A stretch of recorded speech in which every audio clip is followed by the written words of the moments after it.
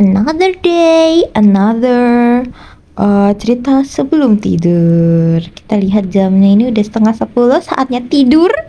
Jadi, aku akan membacakan cerita yang katanya suaraku bikin ngantuk itu, biar biar apa? Biar lekas tidur.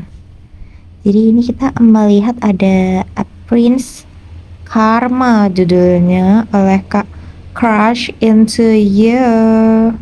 Crush Into You. Kita baca ininya dulu. Apa namanya?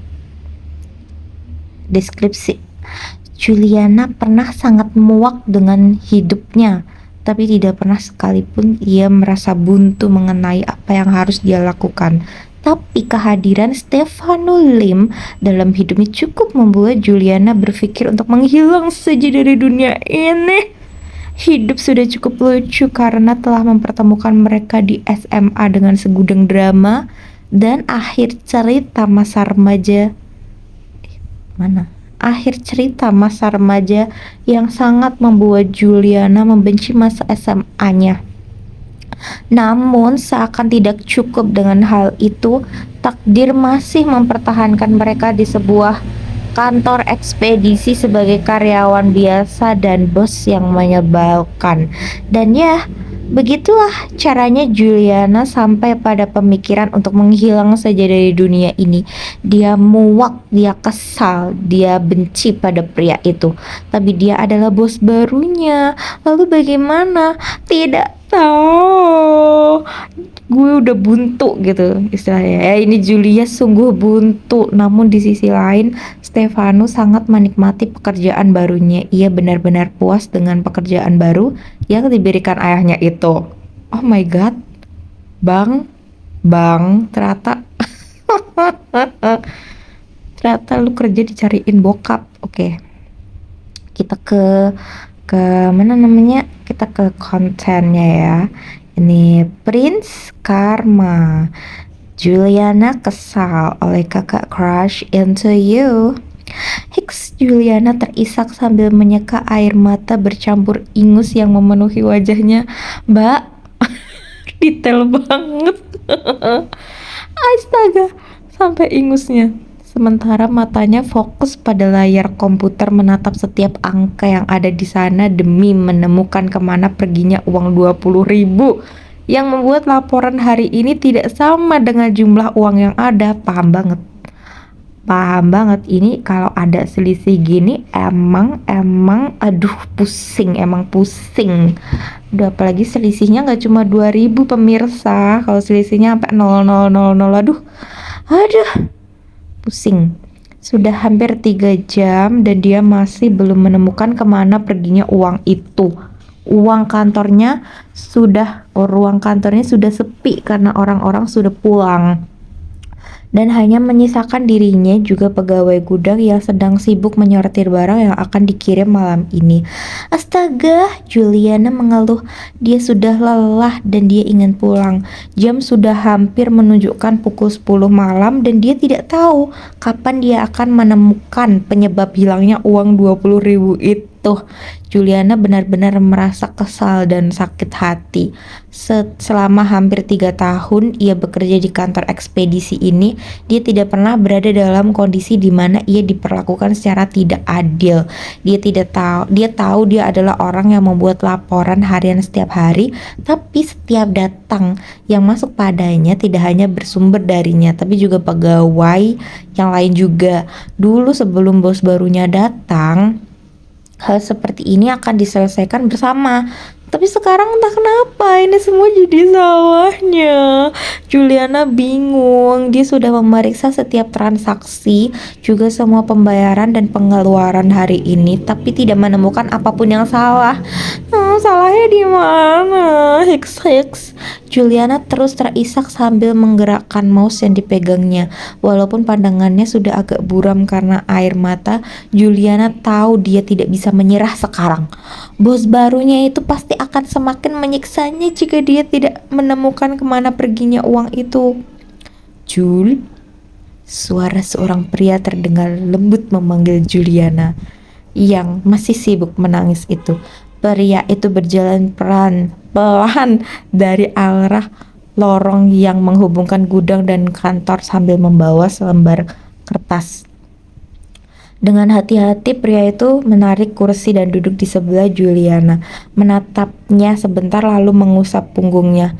"Udah Jul, udah, masalahnya udah ketemu," pria itu berujar pelan sambil menghentikan tangan kanan Juliana yang masih menggerakkan mouse. "Heksa," Juliana terisak makin keras. "Gue capek, Ki." "Ki? Ki siapa nih? Ki Ageng? Kenapa semuanya jadi salah gua sih?" Juliana berkata sambil menendang bagian bawah meja. Wanita cantik itu kembali terisak sambil menutup wajahnya menggunakan kedua tangan. "Hei, tenang dulu, oke? Semuanya pasti selesai kok. Coba lihat dulu ini. Ricky, oh Ricky. Nishimura Ricky." Ricky berkata pelan sambil terus mencoba menenangkan Juliana. Ricky menggeser kertas yang dibawanya menempatkan di depan Juliana.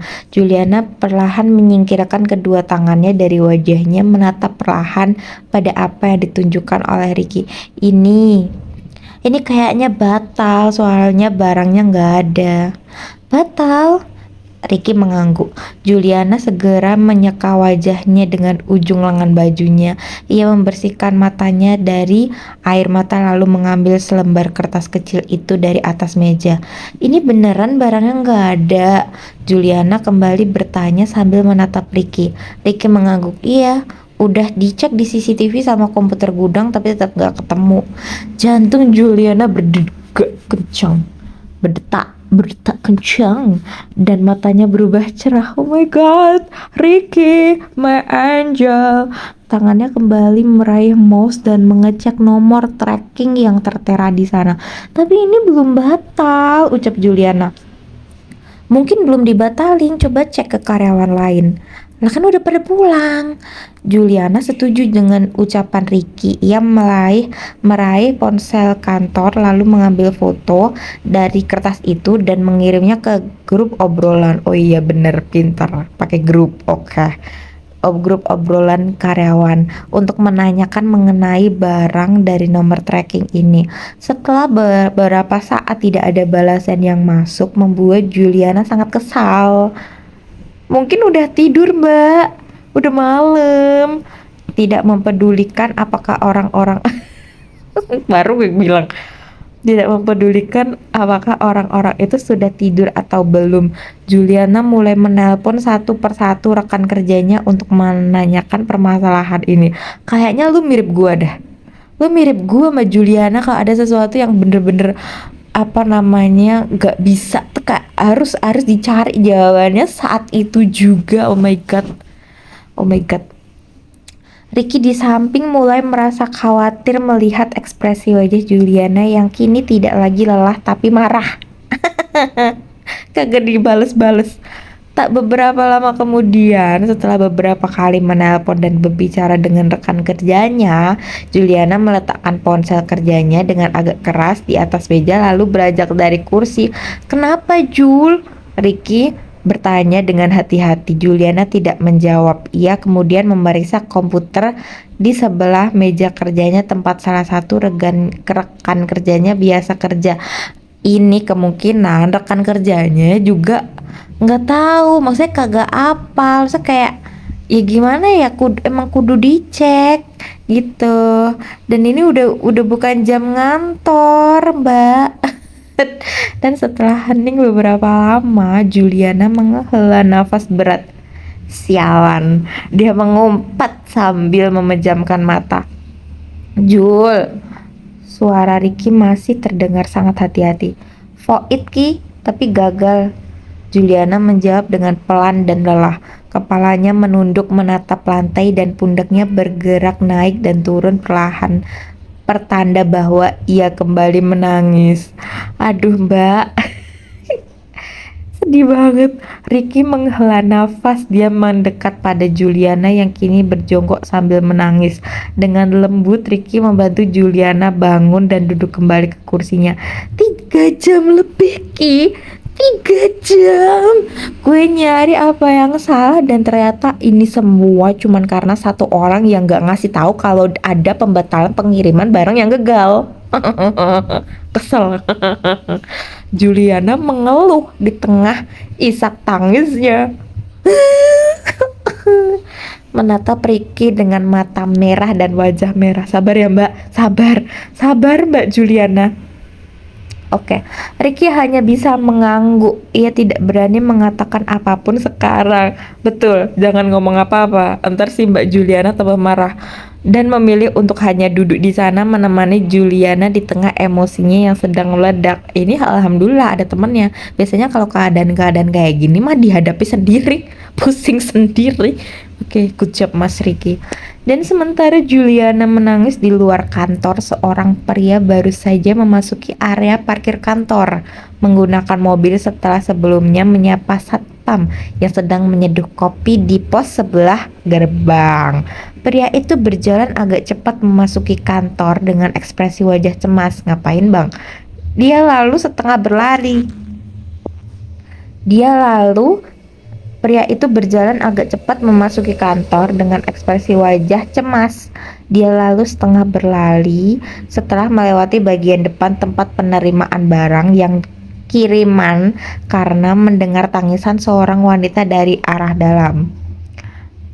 Oh my, saat dia sampai di tempat tujuannya, pria itu terdiam melihat Juliana sedang menangis sambil dipeluk Ricky. Drama banget. Langkahnya tidak bisa lagi dia ambil. Dia terdiam, membeku di sana sambil menahan diri agar tidak bersuara dan mengejutkan keduanya. Perasaannya penuh dengan kebingungan. Dia tidak pernah menyangka dia akan mendapati pemandangan semacam ini ketika dia memutuskan untuk kembali ke kantor karena rasa bersalah atas apa yang telah ia katakan kepada Juliana. Halo, ada apa ya? Mungkin seharusnya dia memang tidak pernah datang. Sambil memejamkan mata, pria itu melangkah pelan tanpa suara dan perlahan kembali keluar dari kantornya. Jadi emang balik ke kantor tuh karena Mbak Juliana gitu ya. Sambil mencoba menenangkan diri, pria itu memasuki mobilnya lalu mengemudikannya keluar kantor. Lah, namun belum jauh dia berkendara, mobil itu kembali berhenti. Lah, Bang. Pria itu menarik nafas sambil mengusap dadanya. Apa yang dia lihat tadi cukup untuk membuatnya merasa sesak napas. Selama hampir setahun ini dia pikir apa yang dia rasakan hanya sekedar rasa tanggung jawab atas apa yang pernah terjadi dulu. Namun malam ini semuanya telah terbantah. Bentar, abang, lu jangan cepet ngambil kesimpulan bang. Astagfirullah. Perasaannya bukan cuma sekedar rasa tanggung jawab tapi lebih dari itu. Oh, bukan seperti aku pikirkan ternyata. Mungkin tanpa dia sadari, melihat Juliana setiap hari telah menumbuhkan perasaan lain dalam hatinya. Gadis yang dulu tidak terlalu suka berinteraksi itu sekarang sudah berubah menjadi wanita dewasa yang cantik. Caranya menatap juga tidak lagi dipenuhi kebencian, tapi hanya ketidakpedulian. Gadis yang dulu selalu dia ganggu sekarang adalah wanita dewasa yang tidak peduli dengan apapun kecuali dirinya sendiri. Dia telah menjadi seseorang yang lebih percaya diri dan tahu apa yang dia mau. Mungkin semua itu adalah hal-hal baru yang perlahan menumbuhkan cinta dalam dirinya terhadap gadis itu. Tarikan nafas panjang masih tak bisa menghilangkan perasaan ngilu yang dia rasakan di dada. Di antara detak jantung yang cepat, dia memejamkan mata sambil mengingat kembali bagaimana Juliana menangis di pelukan Ricky. Iya kan gue bilang bang, lu jangan cepet ngambil kesimpulan. Sungguh menyebalkan. Dia cemburu, dia kesal, dan rasanya ingin berteriak untuk melepaskan emosi dalam dirinya. Sialan, sambil dia bergumam sambil membenturkan kepalanya pada setir mobil. Ada lanjutan kagak? Lah kak, belum ada lanjutan. Seru loh. Seru loh. Ini gimana ini? Kok nggak mau di scroll? Seru loh kak. Iya. 8 months ago. Kak, lanjutin, seru loh, kita kasih like dulu, apresiasi, seru loh Kak, lanjutin gak? Kak crush into you, lanjutin, lanjutin gak? Harus dilanjutin Kak. Kak please, Prince Karma, karmanya gimana Kak? Kak Juliana, maaf maaf maaf, nggak, jangan, beda. Nah ini kan kita kepo, Stefano Lim tadi itu, Stefano Lim ini yang langsung langsung berprasangka waktu si Juliana itu dipeluk Ricky, tuh kayak, Kak please lanjutin, lanjutin nggak? Oke, sekian cerita malam ini dari aku membacakan ceritanya Kak Crush into You. Oke. Terus selanjutnya apa? Tidur. Good night. Bye.